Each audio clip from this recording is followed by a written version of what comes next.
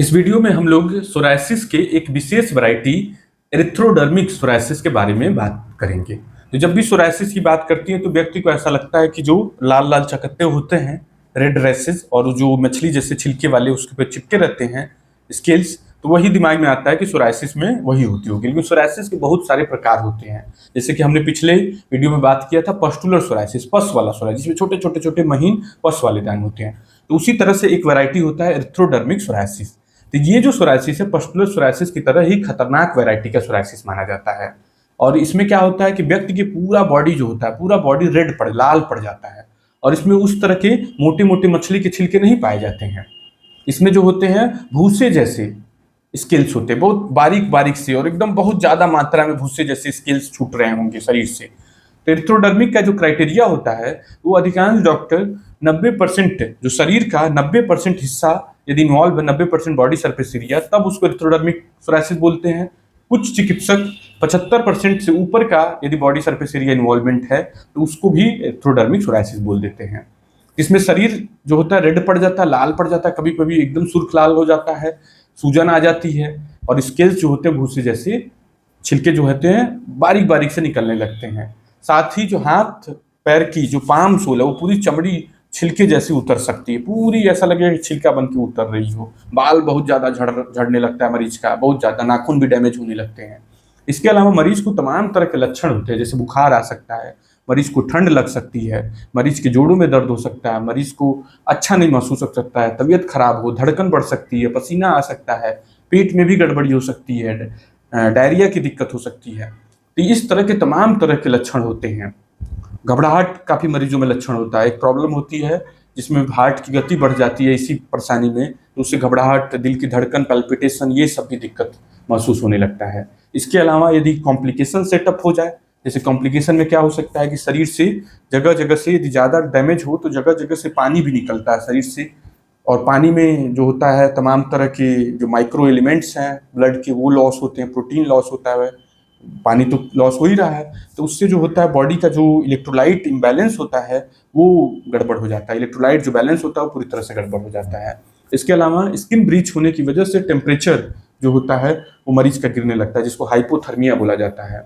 और पूरी skin damage है तो इन्फेक्शन जो होता है शरीर में लग सकता है, मतलब जिसको बोला जाता है सेप्टिसिमिया। तो उसमें इन्फेक्शन खून के अंदर फैल जाता है, फिर वहां से निमोनिया करा सकता है, मस्तिष्क में मवाद बना सकता है, तमाम तरह की दिक्कत कर सकता है। चूंकि एरिथ्रोडर्मा हो गया है तो इस वजह से काफी ब्लड जो है वो स्किन की तरफ शिफ्ट हो रहा है, तो हाई आउटपुट हार्ट फेल्योर भी देखा गया है।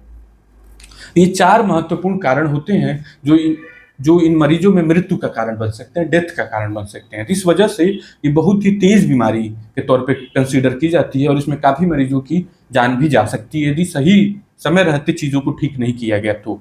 इसलिए ये बीमारी को बिल्कुल हल्के में नहीं लेना है और इसको अच्छे से हॉस्पिटल सेटअप में आपको इलाज करवाना है। अब यहाँ पे ये ध्यान देना है कि जो एरिथ्रोडर्मिक सोरायसिस है वो दो तरीके से पनप सकती है शरीर में। जैसे कि आपको पहले जो स्केल्स वाले सोरायसिस थे, जो लाल चकत्ते और उसमें मछली जैसे छिलके वाला जो सोरायसिस था, जिसको प्लाक सोरायसिस बोला जाता है, वो था आपको। तो वो सोरायसिस कन्वर्ट हो गई एरिथ्रोडर्मिक सोरायसिस में। या पहली बार मरीज को डायरेक्टली ही एरिथ्रोडर्मा हुआ, मतलब पहले सोरायसिस थी भी नहीं और मरीज को एरिथ्रोडर्मा पहले शुरुआत ही एरिथ्रोडर्मा से हो गई, शुरू में ही शरीर पे इतना भयानक रूप ले लिया। तो ऐसे हो सकता है। तो एरिथ्रोडर्मिक सोरायसिस के होने के पीछे तमाम तरह के ट्रिगर्स पाए गए हैं। तो जैसे तमाम तरह के ट्रिगर्स में जैसे कि कोई मानसिक स्ट्रेस हो, बहुत ज़्यादा टेंशन वाला कंडीशन हो, कुछ दवाइयों का आप इस्तेमाल गलत तरीके से करने लगे, जैसे कि आपने स्टीरॉयड की दवाइयाँ लेने लगे, स्टीरॉयड का इंजेक्शन लेने लगे और उसको अचानक से बंद कर दिया गया। स्टीरॉयड की जो दवाइयाँ थी, गोली थी या इंजेक्शन थी, उसको बंद किया गया। तमाम तरह की दवाइयाँ दूसरी प्रेसिपिटेट कर सकती हैं, जैसे कि लिथियम एंटी मलेरियल ग्रुप की दवाई जो होती है। इसी तरह लगाने वाली दवाई में एक कोल्टार नाम की दवाई होती है, वो प्रेसिपिटेट कर सकती है। बॉडी में तमाम तरह के इन्फेक्शंस जो होते हैं वो एरिथ्रोडर्मिक सोरायसिस को प्रेसिपिटेट कर सकते हैं, जैसे HIV के मरीजों में भी देखा गया है। इसकी पूरी लंबी लिस्ट है जिसकी वजह से एरिथ्रोडर्मिक सोरायसिस प्रेसिपिटेट हो सकती है सामान्य सोरायसिस से, या फिर सीधे खुद ही बिना पहले प्लाक सोरायसिस हुए भी। तो नेक्स्ट प्रश्न ये आता है कि इसकी डायग्नोसिस कैसे हो। तो इसकी डायग्नोसिस जो होती है, डॉक्टर हिस्ट्री मतलब आपसे बातचीत करके पता लगाने की कोशिश करता है और तमाम तरह की दवाइयों की हिस्ट्री लेता है, तमाम तरह के जो प्रेसिपिटेटिंग फैक्टर हमने बात की जिनकी वजह से हो सकता है उसके बारे में आपसे बातचीत करता है। कुछ केसेस में जिसमें डायरेक्टली एरिथ्रोडर्मिक सोरायसिस होती है, जिसमें मतलब कि प्लाक सोरायसिस ना होकर के डायरेक्ट हुआ, तो उस केसेस में कभी कभी डॉक्टर को कठिनाई आती है, क्योंकि बहुत सारी बीमारियां होती हैं जो एरिथ्रोडर्मा की तरह प्रेजेंट कर सकती हैं। तो उसको पता करने के लिए डॉक्टर कुछ टेस्ट का सहायता ले सकता है, जैसे कि स्किन बायोप्सी। तो इस तरह से डॉक्टर डायग्नोसिस बनाता है।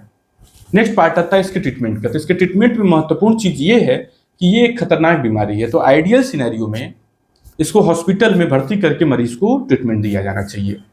और इसमें सबसे जो खतरनाक साइंस हैं उनको टैकल करना बड़ा जरूरी है। जैसे हमने बात किया कि शरीर से पानी निकल रहा है, शरीर से प्रोटीन निकल रहा है, तो उसको डॉक्टर बोतल के थ्रू, आईवी फ्लूइड के थ्रू ठीक करेगा।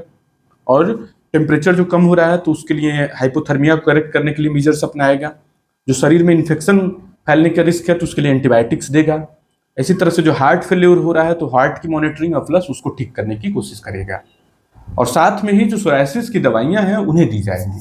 तो अब यहाँ पर जो रेगुलर सोरायसिस है उससे थोड़ा इसका ट्रीटमेंट अप्रोच बिल्कुल ही अलग दिख रहा होगा आपको, कि इसका ट्रीटमेंट बिल्कुल डिफरेंट है। अब जैसे इसमें जो दवाइयां फर्स्ट लाइन मेन दवाई के तौर पे इस्तेमाल की जाती है, वो दवाई इस्तेमाल की जाती है साइक्लोस्पोरिन, या फिर सीधे जो हाई लेवल की दवाइयां बायोलॉजिकल्स वो इस्तेमाल की जाती हैं।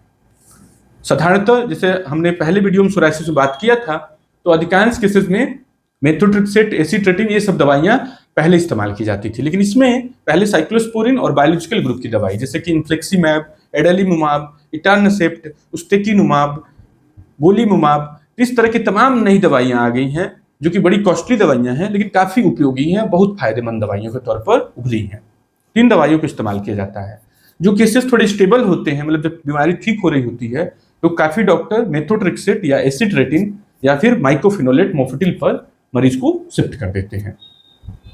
तो इसमें इस तरह से मैनेज किया जाता है। लगाने वाली दवाइयों का यहाँ पर रोल कम होता है, मतलब वो सपोर्टिव ट्रीटमेंट के तौर पर होती हैं। अब जैसे कि लगाने वाले दवाई में मॉइस्चराइजिंग करना बहुत जरूरी है, स्किन का मॉइस्चर मेंटेन करना। साथ में जो टॉपिकल कॉर्टिकोस्टेरॉइड्स हैं उनका उपयोग किया जाता है, जैसे कि क्लोबेटासोल, बेटामेथासोन। इसी तरह से विटामिन डी एनालॉग्स जैसे कैल्सीपोट्राइल नाम की दवाई भी इस्तेमाल की जाती है। जब बीमारी थोड़ी स्टेबल हो जाए तो फोटोथेरेपी भी काफी पॉजिटिव इम्पैक्ट के तौर पर देखी गई है। तो ये सब ट्रीटमेंट डॉक्टर अपनी निगरानी में आपका वाइटल मॉनिटरिंग, मतलब आपके हार्ट, आपके छाती, ये सब कुछ देखते हुए ट्रीटमेंट देगा। आपका बीपी, ये सब मॉनिटर करते हुए, क्योंकि ये खतरनाक बीमारी है, इसमें बिल्कुल भी रिस्क नहीं लेना है और इसका इलाज आपको अच्छे से अपने डॉक्टर से मिल करके करना है। कभी भी दवाई आपको खुद से नहीं बंद करनी है और अचानक से नहीं बंद करनी है। यहाँ तक ये भी देखा गया है कि जैसे सोरायसिस का इलाज चल रहा था और मरीज जैसे ठीक हुआ, अचानक दवाई बंद किया तो बीमारी सडन फ्लेयर अप कर गई, सडन एरिथ्रोडर्मिक सोरायसिस में कन्वर्ट हो गई।